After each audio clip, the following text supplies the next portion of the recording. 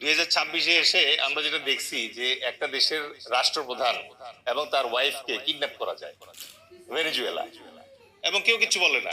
ট্রাম্পকে কিন্তু কেউ বলে না ইউ আর কিডন্যাপার।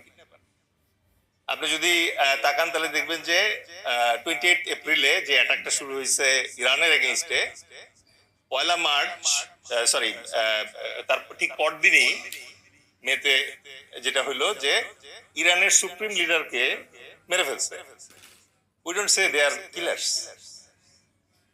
আপনি দেখেন যে এখন ইউক্রেনের সাথে রাশিয়ার যুদ্ধ চলতেছে, পাকিস্তানের সাথে বেলুচিস্তানে গন্ডগোল চলতেছে, এবং বাংলাদেশ একটা নতুন পরিস্থিতিতে মানে নতুন যুগে প্রবেশ করছে 2024-এর পর।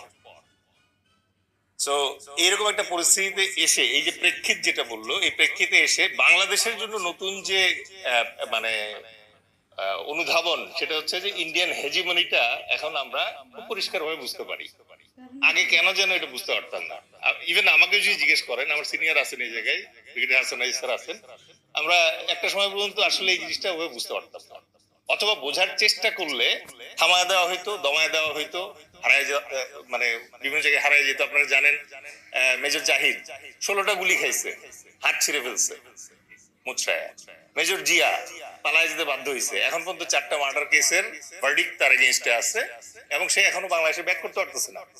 সো এই হচ্ছে বাংলাদেশের নতুন উপলব্ধি, যেখানে বাংলাদেশের একেবারে সাধারণ মানুষ, ছোট ছোট বাচ্চা এখন যারা প্রাইমারিতে আছে, মাধ্যমিকে আছে, তারাও জানে ইন্ডিয়ান হেজিমনি বলতে 3টা জিনিস। 1 নম্বর কি, আমাদের নদীতে পানি দেয় না, আমাদেরকে শুকায় মারে ফেলতেছে।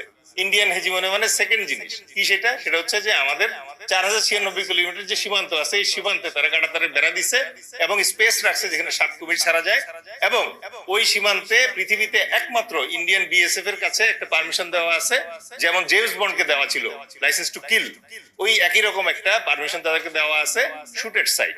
বাংলাদেশি যদি সীমান্তের কাঁটাতারের বেড়া ক্রস করার চেষ্টা করে, তার আইন বহির্ভূত ভাবে তাকে সরাসরি গুলি করে মেরে ফেলা যাবে।